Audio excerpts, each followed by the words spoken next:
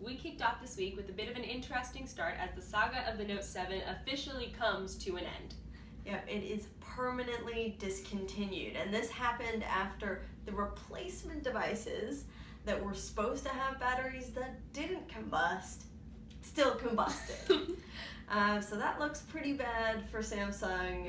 Do you think there's any coming back from it? I truly don't think there's any coming back from it, and Samsung has now committed to recall and dispose of 2.5 million phones that have been shipped to this point, which is a bit of an environmental disaster, but we talked about that on the SyrupCast, so we don't have to get into it again. Yeah, check that out on our podcast. But essentially what we wanted to talk about now was just how Note 7 buyers can return their devices. And there are a couple of interesting things going on, such as a $100 credit for people who return the device but still get a Samsung flagship, the S7 or the S7 Edge. So that's a nice benefit. And then there's also a $25 credit, and it's going to be applied mostly as like a bill credit at the carriers, so that like even if you're just getting a refund or moving to another brand, you still get a little bonus for giving it back in. Yeah, definitely. Rose did a lot of our coverage this week for the Samsung Note 7 and how Canadians can actually contact their carriers and get them to take the phone back. And do you want to get into that a little bit more and what the process is for people that want to return their phones? So basically, for those that bought it at a carrier or a retail store, they'll just be walking back to the store with their explosive device in their hands and returning it. Although it should be noted that like Health Canada came out with more recent stats, and there were 39,000 devices totally like stocked and sold in Canada, and there was only one minor burn. So I guess you should be careful, but don't worry about it too much. So just bring that device back to the store, hand it over to them, and get your bill credit and switch to another device. Don't keep that Note 7 just because it's a collector's item. I know you want to.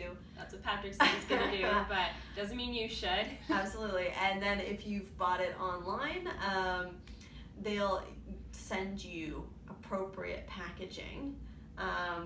So that will be safe to send in the mail. And Canada Post is not going to be taking that mail, it's already said, but FedEx and UPS looks like your options. So once you get that packaging and that slip, you'll be able to send it back in a box that is lined so that it can't explode everything around it. Yeah, absolutely. So we had a bit of a talk this morning about whether or not we think Samsung is ever going to be able to come back from this. And while we ended up kind of split on the matter, I think so. Some of our coworkers don't think so, but you can let us know in the comments whether or not you think Samsung is ever going to be able to come back from such a catastrophic total recall. Absolutely. As we were talking about this morning. And it's a difficult scene out there, especially now with like some really good other Android options. Yeah. So what would you say are some of the other like Android options for replacing the Note 7? Well, I think that the most obvious option right now is Google's Pixel that just came out right on time to swoop in and save the day in perfect Google fashion. But that phone is extremely expensive, but for those of you that want to be the early adopters, a great new piece of technology, which we will be getting into the office fairly soon, that is an option for you. Most Canadian carriers are carrying the phone, but I was actually thinking that the Moto Z might be a great phone for anybody that's looking to stick with Android. It's Rose's favorite, as we've discussed in the past. Yeah, it's very close to stock Android experience. Great hardware.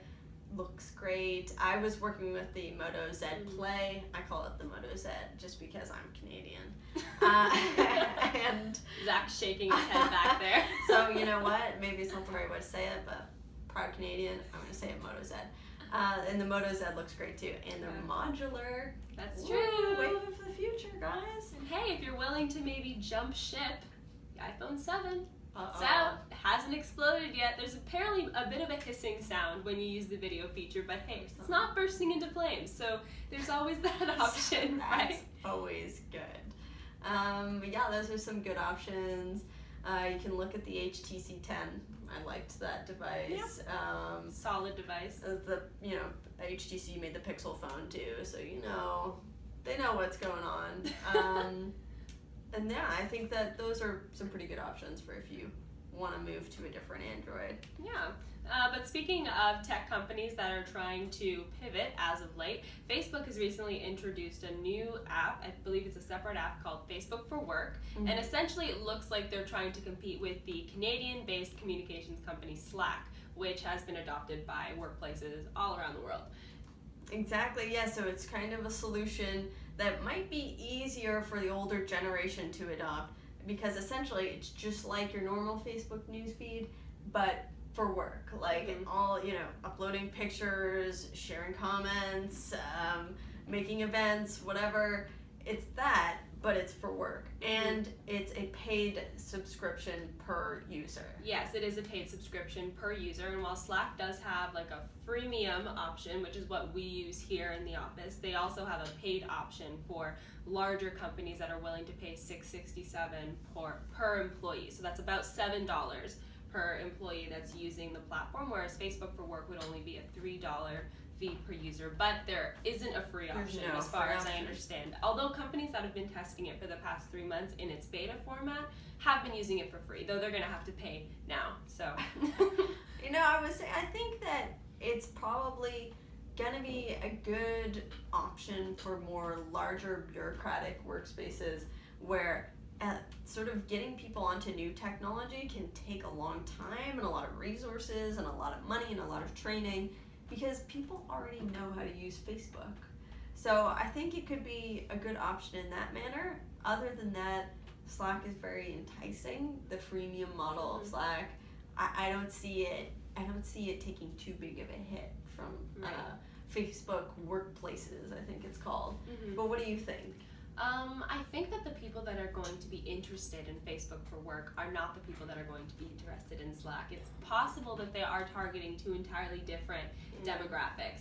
Where you see Slack being really adopted very quickly is in the tech companies and the startups and the younger generation that wants to get on something new, that didn't really grow up with Facebook as a part of their personal lives. Whereas an older generation that probably works for a larger corporate institution might not be interested in Slack because it's not even on their radar. Like, they don't particularly care that Slack is a thing, and they just want to use technology that they know and understand. So I feel like that's probably how it's going to play out. It's possible that they could just operate in two different spheres of knowledge. It's totally possible. So, kind of like Facebook, Instagrams, like Instagram's owned by Facebook. Instagram's attempted like snatching at Snapchat. Yeah, that's a lot true. of people are saying, well, I don't think that they're actually taking that many users from Snapchat. Not really. They're just sort of adding users who used Instagram into that functionality, or like introducing them to that functionality. For sure. Essentially, the people that are on Instagram don't have any reason to switch to Snapchat, which is, again, much younger demographic. I have younger siblings who are like, Facebook? What? Why? Snapchat, though, yes, we're absolutely on Snapchat. And a lot of people that are growing up now, that are in high school, starting university now, are not going to be interested in getting on Facebook at this late in the game. So my key question, are you one of those cool young Snapchat users, or are you more of a Facebook, Instagram, older generation? Well, I'm not really... Or bridge between the two. I would say bridge, but I'd also say that I'm not really a good sample because I work in tech and I have to try out all of these apps for work. So I have Google's Allo and Duo on my phone. True. Who really has downloaded those yet? Just you and I think. Yes, it's just us. Yeah. And we use it just to talk to each other. The math checks out. Don't forget to comment on whether or not you are using Facebook or you are using Slack, and whether you would ever consider switching from Slack to Facebook if your workplace has already adopted one or the other. What do you think of workplaces? Just let us know your thoughts on the subjects we covered today. Yeah, maybe we'll get into the comments and respond to some of them later today. All right. And don't forget to like our video. Don't forget. Thanks for watching SyrupDrop.